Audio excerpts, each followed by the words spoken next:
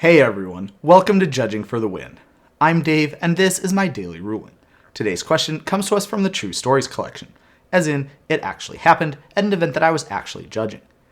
Amy plays a Blood Moon, while Nick controls a Badlands and a Bant Triome.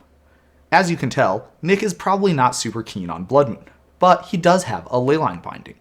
Is it possible for him to use Leyline Binding against the Blood Moon, given that those are the only two lands that he controls? Okay, so before I get too deep into that question, I want to take a couple of minutes to talk about a related situation that I think is probably a little bit better known. Let's say that Nick still has those same two lands, and Amy still is playing a Blood Moon, but Nick doesn't have a Leyline Binding, he has a Disenchant.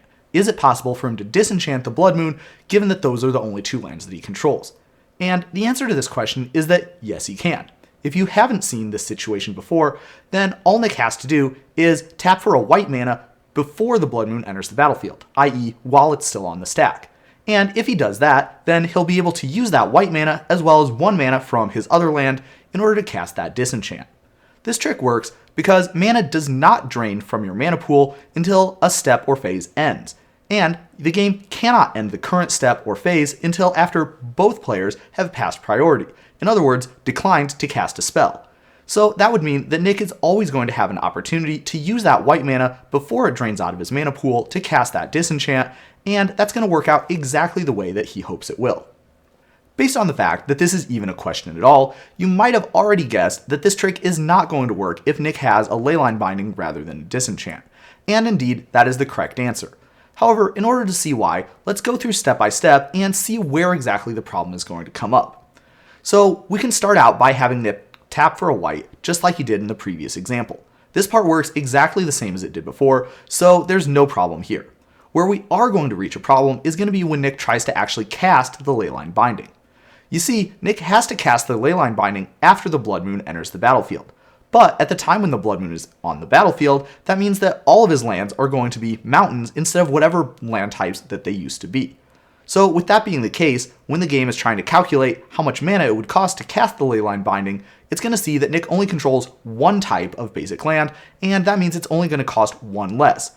Because Nick is not able to produce enough mana to cast the Leyline Binding with the two lands that he has in play, he's not going to be able to use the Leyline Binding against the Blood Moon. Of course, Nick could play the Leyline Binding as normal for only one mana if he responded to the Blood Moon, but it wouldn't be possible to exile the Blood Moon with the Leyline Binding's ability if he were to do that, since the Leyline Binding would enter the battlefield first, and that kind of defeats the purpose of making this play. Okay, so now that we've got those two situations sorted out, let's go for one last challenge question.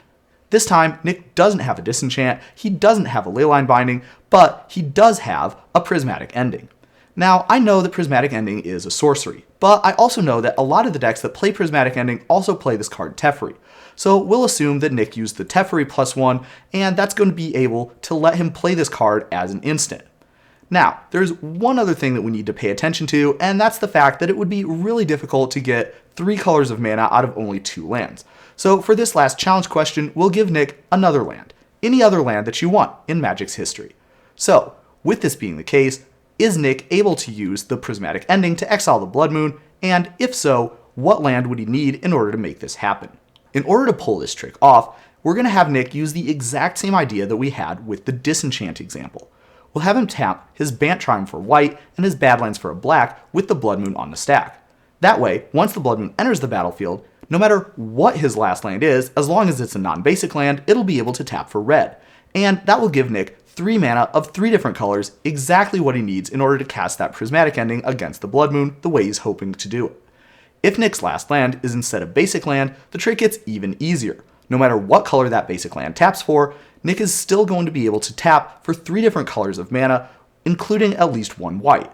And so that means that he will be able to pull this trick off the way he's hoping, even if it's a basic land. In order for this trick to not work, it turns out you need some really specific circumstances going on.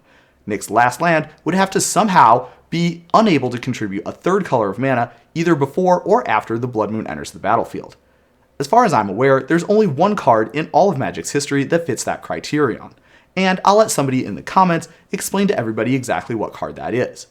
But suffice it to say, as long as we're dealing with a normal situation outside of some really specific example, Nick will be able to use his Prismatic Ending to get rid of that Blood Moon the way he's hoping to. But that's all I have for you today. How did you do? Join me again next time for another daily ruling, but until then, I hope you have a great day.